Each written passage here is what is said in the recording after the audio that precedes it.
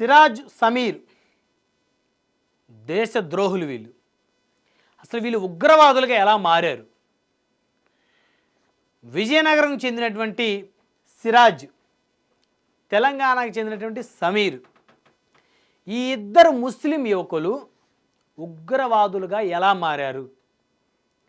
ఎలాగా పాకిస్తాన్ ఉగ్రమూకలతోటి వీళ్ళు చేతులు కలిపారు? అసలు వీళ్ళకి వాళ్ళకి ఎక్కడ లింకు కుదిరింది? సో దీని వెనకున్నటువంటి వ్యక్తులు ఎవరు అంటే, ఈ దేశంలోనే ఉంటూ ఎవరితో వీరు మాట్లాడటం వలన, మరి డిస్కషన్ చేసి వారితో వారి యొక్క మాటలకు ప్రభావితం అవటం వల్ల ఉగ్రవాదులుగా మారారు. అంటే భారతదేశంలోనే ఉగ్రవాదులను తయారు చేసే మూకలు కొన్ని ఉన్నాయి. దానికి ఉదాహరణే ఈ సిరాజు, ఈ సమీరు, ఈ ఇద్దరు ముస్లిం యువకులు ఉగ్రవాదులుగా ఎలా మారారు? సో బాంబులు పెట్టి జనాల్ని చంపాలనుకుంటున్నటువంటి వీళ్ళ కుట్రను పోలీసులు, ఎన్ఐఏ అధికారులు భగ్నం చేశారు. అయితే దానికి సంబంధించినటువంటి అంశాలు కొన్ని చూస్తే ఎన్ఐఏ అధికారులు విచారణ చేపట్టారు. ఈ సిరాజ్ అనేవాడి గురించి ఒకసారి మనం డిస్కషన్ చేసుకుంటే, వీళ్ళ తండ్రి పోలీస్ కానిస్టేబుల్, వీళ్ళ అన్నయ్య ఇద్దరు డిపార్ట్మెంట్కి సంబంధించిన వ్యక్తులు అయినప్పటికీ కూడా వీడు ఉగ్రవాదిగా ఎలా మారాడు అంటే, వీడి యొక్క రోజువారీ చర్యలను మరి ఆ కుటుంబంలో ఇద్దరు పోలీసులు ఉంటే వాళ్ళు గమనించలేకపోయారా, గుర్తించలేకపోయారా, లేకపోతే వాళ్ళకి తెలిసే జరిగిందా? వీడి ఖాతాలోకి 42 లక్షల డబ్బులు వచ్చాయంటే ఎలా వచ్చాయని కూడా ఇతని తండ్రి కానీ ఇతని అన్న కానీ ప్రశ్నించలేకపోయారా? వారిద్దరు కూడా పోలీసులే కదా, డిపార్ట్మెంట్కి సంబంధించిన వాళ్ళే కదా, ఎందుకు ప్రశ్నించలేకపోయారు? అంటే వారికి కూడా ఏమన్నా వాటా ఉందా వీడు దగ్గరున్న డబ్బులతో? కొన్ని అంశాలు చూస్తే నిజంగా మైండ్ బ్లాక్ అవుతుంది. విశాఖ సెంట్రల్ జైల్లో రిమాండ్ ఖైదీగా ఉన్నాడు ప్రస్తుతం వీడి సిరాజ్. ఎందుకంటే వీడు ఉగ్రదాడి యొక్క కుట్ర పన్ని, ఉగ్రవాదులతో చేతులు కలిపి వీడు కూడా కుట్ర పన్ని వారి మాటలకు ప్రభావితమై విజయనగరంలో, హైదరాబాదులో 2 చోట్ల బాంబులు పెట్టాలనేటువంటి ఒక కుట్ర పన్నాడు. ఆ కుట్రని పోలీసులు, ఎన్ఐఏ అధికారులు మన అదృష్టం కొద్దీ పసిగట్టి వీడి కుట్రను భగ్నం చేశారు. లేకపోతే ఈ మృగం వల్ల ఈ దేశంలో బతుకుతూ, ఈ దేశం తిండి తింటూ, ఈ దేశం నీళ్లు తాగుతూ, ఈ దేశం గాలి పీలుస్తున్న ఈ మృగం, ఈ సిరాజ్ అనే ఈ మృగం వల్ల ఎంతోమంది ప్రాణాలు పోగొట్టుకునేవాళ్ళు. ఎందుకంటే హైదరాబాద్లో చూసే మనం జంట నగర పేలుళ్ళు, గోకుల్ చాటు, కోటి ఇప్పటికి కూడా మర్చిపోలేం. దిల్సుఖ్ నగర పేలుళ్ళు ఇప్పటికి కూడా మర్చిపోలేం. ఎంతోమంది ప్రాణాలు కోల్పోయారు, ఎంతోమంది బతుకున్న జీవోత్సవాలుగా మారి చావలేక బతుకుతూ ఉన్నారు. ఇలాంటి నీచుల వల్లే, ఈ దేశానికి వెన్నుపోటు పొడుస్తున్న ఇలాంటి నీచ నికృష్టుల వల్లే ఈరోజు ఎంతోమంది జీవోత్సవాలుగా ఉన్న పరిస్థితి ఉంది. అయితే ఇంజనీరింగ్ చదివాడంట ఈ నీచుడు. అంటే ఇంజనీరింగ్ చదువుకొని కూడా నీకు ఉగ్రవాదులతోటి చేతులు కలిపి ఈ దేశాన్ని నాశనం చేయాలనేటువంటి ఆలోచన వచ్చిందంటే నువ్వు ఎంత ప్రభావితం అవుతున్నావు? నిన్ను ఎవరో ఎంత ప్రభావితం చేస్తున్నారు అంటే, ఎవరో ప్రభావితం చేస్తున్నారు. మతం ముసుగులో నిన్నెవరో ప్రభావితం చేశారు. లేకపోతే ఇంజనీరింగ్ చదివినటువంటి సిరాజ్ అనేవాడు ఉగ్రవాదులతో చేతులు కలిపి బాంబులు పెట్టేదాకా వెళ్ళాడంటే వాడు ఈ దేశంలో పుట్టి ఈ దేశంలో పెరిగి పరిస్థితి ఎంత దూరం పోయిందో ఆలోచించండి. ఇలాంటి నీచులు చాలామంది ఉన్నారు అనే అనుమానాలు రేకెత్తిస్తూ ఉన్నాయి. ఇలాంటి చర్యలు, ఇలాంటి వ్యవహారాలు బయటకు వచ్చినప్పుడు సిరాజ్ టెర్రరిస్టులతో చేతులు కలిపిన సంగతి అతని కుటుంబ సభ్యులకు తెలుసా, తెలియదా? తెలియకుండా ఉంటుందా? 2 పోలీసులు ఉన్నారు ఆ కుటుంబంలో, తెలియకుండా ఉంటుందా? ఇంట్లో ఉన్నవాడు ఉగ్రవాదులతో చేతులు కలిపాడని తెలుసుకోలేకపోయారా? విజయనగరంలో ఏఎస్ఐగా పనిచేస్తున్నాడు సిరాజ్ తండ్రి రెహమాన్, ఏఎస్ఐ. మరి ఏఎస్ఐగా పనిచేస్తున్న రెహమాను తన కొడుకు సిరాజ్ అనేవాడు ఉగ్రవాదులతో చేతులు కలిపి వీడు కూడా ఉగ్రవాదిగా, ఉన్మాదిగా మారి మనుషుల ప్రాణాలు తీయటానికి, ఎంతోమందిని పొట్టను పెట్టుకోవడానికి సిద్ధపడ్డాడంటే ఆ ఏఎస్ఐ తండ్రి రెహమాన్ గారు గుర్తించలేకపోయారా? టాస్క్ ఫోర్స్ కానిస్టేబుల్గా పనిచేస్తున్నాడు సిరాజ్ సోదరుడు. చూడండి, అసలు టాస్క్ ఫోర్స్ అంటేనే వాళ్ళకే ఎక్కువ సమాచారం ఉంటుంది. వాళ్ళు రాత్రితో పాటు పగలు కూడా డ్యూటీ చేస్తారు టాస్క్ ఫోర్స్ పోలీసులు. అసలు పగలు ఎక్కువ వారే తిరుగుతుంటారు. ఎవడెవడు ఏ కార్యకలాపాలు చేస్తున్నాడు, ఎవడెవడు ఈ దేశానికి నష్టం జరిగే పనులు ఏం చేస్తున్నాడు, సమాజానికి నష్టం జరిగే పనులు ఏం చేస్తున్నాడు, ఎవరెవరు ఇల్లీగల్గా వ్యవహారాలు ఏం చేస్తున్నారు అనేది టాస్క్ ఫోర్స్ వాళ్ళు ఎక్కువ కాన్సన్ట్రేషన్ చేస్తారు. మరి ఈ సిరాజ్ అనేవాడి అన్న టాస్క్ ఫోర్స్ కానిస్టేబుల్, వీడి తండ్రి ఏఎస్ఐ, ఇద్దరు పోలీసులు ఇంట్లో ఉండి వీడు ఉగ్రవాదిగా మారింది కూడా వాళ్ళు తెలుసుకోలేకపోయారంటే ఏం జరుగుతుందండి? అంటే తెలిసి వదిలేశారా? అంటే ఏంటి? ఈ విచారణలో చాలా విషయాలు బయటకు వస్తుంటే నిజంగా కళ్ళు బైర్లు గమ్ముతున్నాయి.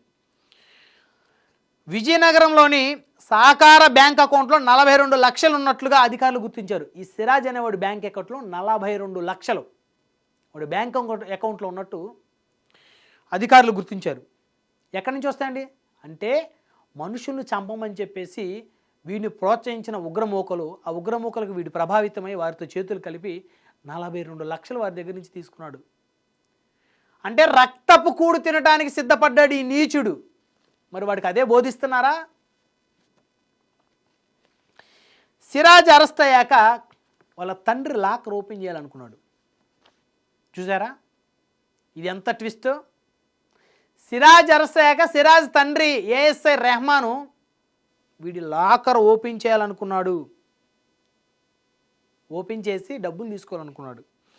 ముందు సివిల్ డ్రెస్లో వెళ్ళాడు, ఆ తర్వాత యూనిఫామ్లో వెళ్ళాడు. అంటే సివిల్ డ్రెస్లో వెళ్తే తీనీలేదు, తర్వాత యూనిఫామ్లో వెళ్ళారు. అయినా కూడా బ్యాంక్ అధికారులు ఒప్పుకోలేదు వీడి లాకర్ ఓపెన్ చేయడానికి. చూసారా ఇది ఎంత దుర్మార్గమైనటువంటి చర్య? ఏఎస్ఐగా విధులు నిర్వహిస్తున్నటువంటి రెహమాన్ గారు చేస్తున్న పనులు ఏంటండి? ఎందుకు తీయాలి వాడు లాకరు? అధికారులకు సమాచారం ఇవ్వాలి కదా. రెహమాన్ గారు మీ వైపు తప్పు లేకపోతే, మీరు నిజంగా మీరు మంచి వ్యక్తే, మీరు మరి మన దేశానికి సేవ చేయాలనే ఉద్దేశంతో పోలీస్ డిపార్ట్మెంట్లో పనిచేస్తున్నారు. అలాంటప్పుడు వాడు లాకర్ మీరు ఓపెన్ చేస్తున్న అధికారం ఏముందండి? అవకాశం ఏముంది? అసలు అవసరం ఏముంది? సిరాజ్ బ్యాంక్ అకౌంట్లోకి అన్ని లక్షల డబ్బులు వస్తుంటే తెలుసుకోలేకపోయాడా తండ్రి రెహమాన్ ఏఎస్ఐ గారు? అన్నయ్య తెలుసుకోలేకపోయాడా? టాస్క్ ఫోర్స్ అన్నయ్య ఇంట్లో ఇద్దరు పోలీసులు ఉన్నా కూడా తెలుసుకోలేకపోయారు. సిరాజ్ తండ్రి సోదరుని విచారణలో మరిన్ని విషయాలు బయటకు వస్తున్నాయి. దిమ్మ తిరిగే విషయాలు బయటకు వస్తున్నాయి. ఇద్దరు పోలీస్ అధికారులు ఉన్న కుటుంబం నుంచి ఒకడు ఉగ్రవాది అయ్యాడంటే మరి ఆ కుటుంబం నిజంగానే డ్యూటీ చేస్తుందా? పోలీస్ డిపార్ట్మెంట్లో చేరిన ప్రతి ఒక్కడు కూడా ప్రజాసేవలో అంకితం అవ్వాలని, ప్రజల కోసం అవసరమైతే ప్రాణం పోయినా పర్లేదు అనుకుంటారు. మరి వీళ్ళు నిజంగానే చేస్తున్నారా డ్యూటీ? లేకపోతే దాన్ని ఒక ఉద్యోగంగా భావించి కేవలం జీతం కోసం మాత్రమే భావించి వెళ్తున్నారా? గ్రూప్స్ కోచింగ్ హైదరాబాద్ వెళ్ళిన సిరాజ్ ఉగ్రవాదిగా ఎలా మారాడు? ఇంకేముందండి, హైదరాబాద్లో ఎక్కువ ఉగ్రవాదులే కదా, ఆ పాత బస్తీ మొత్తం ఉగ్రవాదులే కదా, పాకిస్తాన్ వాడు చుట్టాలంతా పాత బస్తీలోనే ఉన్నారు కదా. మరి వాళ్ళలో చాలామంది ట్రైనింగ్ ఇస్తున్నారు అనుకుంటా. మరి వీడు ఈ సిరాజ్ అనేవాడు గ్రూప్స్ కోచింగ్కి వీడు హైదరాబాద్ వచ్చినాడు ఉగ్రవాదిగా ఎలా మారాడండి? అంటే హైదరాబాదులోనే ఉగ్రమూకలు ఉన్నారు, హైదరాబాదులోనే టెర్రరిస్టులకి కోచింగ్లు ఇచ్చేటువంటి మత బోధకుల ముసుగులో కొంతమంది ఉన్నారు. వాళ్ళే వీడిని ఉగ్రవాదిగా తయారు చేశారు. వీడి ఇంట్లో ఇద్దరు పోలీస్ అధికారులు ఉండి వీడు సివిల్స్కి ప్రిపేర్ అవుతూ వీడు ఉగ్రవాదిగా మారాడంటే హైదరాబాద్ వచ్చి హైదరాబాద్లోనే బీజం పడింది. ఎన్ఐఏ అధికారులు ముందుగానే హెచ్చరించడం వల్ల రెహమాన్ని బ్యాంక్ అధికారులు అనుమతించలేదు. లేకపోతే వీడి ఖాతాలో ఉన్న 42 లక్షలు మరి లాకర్ ఓపెన్ చేసి మరి రెహమాన్ గారు ఏం చేసేవారో ఏమో కానీ ఎన్ఐఏ అధికారులు ముందుగానే హెచ్చరించడం వల్ల బ్యాంక్ అధికారులు ఆపారు. విజయనగరం జిల్లాలోని బాబామెట్ట ఏరియాలో డబుల్ కాలనీలో రూమ్ అద్దెకు తీసుకున్నాడు అండి సిరాజ్. చూసారా వీడు విజయనగరంలోని బాబా కాలనీలో డబుల్ మెట్ట అనే ఏరియాలో ఇల్లు అద్దెకు తీసుకొని అక్కడ రేత్రి పూట తిరుగుతూ ఉండేవాడంట, నైట్ పూట గస్తీ చేసేవాడంట. అంటే ఎక్కడెక్కడ మనుషులు ఉన్నారు, ఎక్కడెక్కడ జనారణ్యం ఉంది, ఎక్కడ బాంబులు పెడదాం, ఎక్కడ మనుషులను చంపుదామని ఈ నీచుడు రేత్రిపూట గస్తీ చేసేవాడంట వీడు. అందులోనూ గుట్కా కూడా కొనుక్కునేవాడని స్థానికులు చెప్తున్నారు. అక్కడ గుట్కాలు కొనుక్కునేవాడంట నైట్ పూట వీడు గస్తీ చేసి ఎవరెవరు ఉన్నారు, ఎక్కడెక్కడ ఎంతమంది తిరుగుతున్నారని చూసి మరి ఆ ఉగ్రమూకలకు సమాచారం ఇచ్చేవాడు. వీడి ఇంట్లో పేలుడు సామాగ్రిని, వీడు అద్దెకుంటున్న ఇంట్లో పేలుడు సామాగ్రిని పోలీస్ అధికారులు స్వాధీనం చేసుకున్నారు. లేకపోతే ఎంతమంది ప్రాణాలు బలయ్యాయండి. ఒక హైదరాబాద్ జంట నగరం, గోకుల్ చాట్, కోటి, దిల్సుఖ్ నగరం చెప్పుకునే వాళ్ళం. ఇక విజయనగరం పేర్లు కూడా చెప్పుకునే దౌర్భాగ్యమైన పరిస్థితి రాకుండా దేవుడిలాగా ఎన్ఐఏ అధికారులు, పోలీసు అధికారులు అడ్డుపడ్డారు. లేకపోతే ఈ నీచుడి వల్ల మరి ఎంత పరిస్థితి వచ్చి ఉండేదండి. ఎలాంటి పరిస్థితి వచ్చేదా. ఈ సిరాజ్ గడి ప్లాను పోలీసులు కనుక భగ్నం చేయకపోతే వీడి వల్ల ఎంతోమంది చనిపోయేవాళ్ళు. ఏంటి ఈ దుర్మార్గం ఏంటి. ఈ సమీర్ అనేవాడు వీడు తెలంగాణకు చెందినవాడు. ఇంకేముంది, వీడు సమీర్ అనేవాడు హైదరాబాద్లోనే ట్రైనింగ్ తీసుకొని ఉంటాడు వాడు. సో వీడు హైదరాబాద్లో ట్రైనింగ్ తీసుకొని ఈ సిరాజ్ గాడు వీడు కలిసి మరి ఎక్కడ ఎవరి దగ్గర ట్రైనింగ్ తీసుకున్నారో ఏమో. మరి హైదరాబాద్లో వాళ్ళు ఉగ్రవాదులు అవతారం ఎత్తేసి టెర్రరిస్టులతో చేతులు కలిపేసి వాళ్ళతోటి వాళ్ళ దగ్గర నుంచి లక్షల లక్షల డబ్బులు తీసుకొని వీళ్ళ ఖాతాలో జమేసుకొని ఎక్కడ ప్రజలు ఎక్కువగా ఉంటారు, ఎక్కడ హిందువులు ఎక్కువగా ఉంటారు, ఎక్కడ జనారణ్యం ఉంటుంది అనేది రేతుపూట మరి గస్తీ చేసి మరి సమాచారం ఇచ్చిన ఈ నీచుడు సిరాజ్ని పోలీసులు ఎట్టకేలా పట్టుకొని వీడిని విచారిస్తూ ఉన్నారు. ఇంకా చాలా విషయాలు వెలుగులోకి వస్తూ ఉన్నాయి. చూడాలి మరి వెలుగులోకి వచ్చేటువంటి విషయాల్లో మరి మరి ఏ విధమైనటువంటి అంశాలు అధికారులు మరి ప్రజల ముందు పెడతారు. అసలు వీళ్ళు ఎలా మారారు ఉగ్రవాదులుగా. ఈ దేశంలో ఉండి ఈ దేశం తిండి ఈ దేశం నీళ్లు తాగుతూ ఈ దేశం గాలి పీలుస్తూ ఉగ్రవాదులుగా మారి రేత్రిపూట గస్తీలు నిర్వహించి ప్రజల సమాచారాన్ని ఉగ్రవాదులకు చేరవేసి దానివల్ల డబ్బులు దండుకొని మరి బాంబులు పెట్టి జనాలను చంపాలనే కుట్రలో భాగస్వాములు అయ్యారు ఈ నీచులు. ఇది నిజంగా చాలా దురదృష్టకరమైనటువంటి చర్య అండి. చాలా దురదృష్టకరమైన అంశం. ఇలాంటి వినాల్సి వస్తుందని అనుకోవట్లేదు. ఇలాంటి చూసినప్పుడల్లా కడుపు రగిలిపోతుంది, రక్తం మరిగిపోతుంది. ఎన్నాళ్ళు రా ఈ దేశాన్ని పట్టి పీడిస్తారు మీరంతా, ఎన్నాళ్ళు రా మీరంతా, వెళ్ళిపోండిరా, మీకు పాకిస్తాన్ మీద ప్రేమ ఉంటే పాకిస్తాన్ వెళ్ళిపోండిరా అని ఈ భారతదేశంలో ఉన్న భారతీయులందరూ కూడా గొంతెత్తి గర్జిస్తూ ఉన్నారు. ఎందుకు ఈ పరిస్థితి ఇంకెన్నాళ్ళు. ఆఖరికి హైదరాబాద్లో అసదుద్దీన్ ఓవైసీ గారు కూడా మద్దతు ప్రకటించారు భారతదేశానికి, పాకిస్తాన్ని ఖబర్దారంటే ఛాలెంజ్ విసిరారు. ఇంకా మీరు మారరంటారా. ఇంకా ఎవరో ఏదో చెప్తే ఆ మాటలకు ప్రభావితం అయిపోయి ఇక్కడ అన్నదమ్ముల్లా కలిసి ఉంటున్న హిందువులు, ముస్లింలు, క్రైస్తవుల మధ్య మీరు ఒక అగాధాన్ని సృష్టించేందుకు మీరు హిందువులనే టార్గెట్ చేసుకుని బాంబులు పెట్టి మనుషులను చంపేందుకు మీరు ప్రయత్నం చేస్తున్నారంటే ఎంత నీచానికి మీరు దిగజారిపోయారు. ఖచ్చితంగా ఈ సిరాజ్ అనేవాడిని, సమీర్ అనేవాడిని ఉరిశిక్ష విధించాలి. ఇలాంటి నీచులు ప్రతి రాష్ట్రంలో ప్రతి నగరంలో ఉన్నారు. ఖచ్చితంగా అందులో ఎలాంటి డౌట్ లేదు. వీళ్ళందరినీ కూడా మరి ఇంటెలిజెన్సీ విభాగం ఖచ్చితంగా వీరి మీద ఒక నిఘా పెట్టాలి. భారతదేశ నిఘా వ్యవస్థలు, మన రాష్ట్ర నిఘా వ్యవస్థలు వీళ్ళ మీద నిఘా పెట్టాలి. ఇలాంటి నీచుల మీద నిఘా పెట్టి వీళ్ళని కటకటాల వెనక పంపించకపోతే ఈ దేశంలో భవిష్యత్తులో ఇంకెన్ని పేలుళ్ళు చూడాల్సి వచ్చిద్దో, ఇంకెన్ని మరణాలు మనం లెక్క పెట్టుకోవాల్సి వచ్చిద్దో. మొత్తానికి అసలు వీళ్ళకి సంబంధించిన ఈ ఎపిసోడ్ ఏ మేరకు ఈ కథ ఏ మేరకు ముగుస్తుందో వీళ్ళ కథ అయితే వేచి చూద్దాం.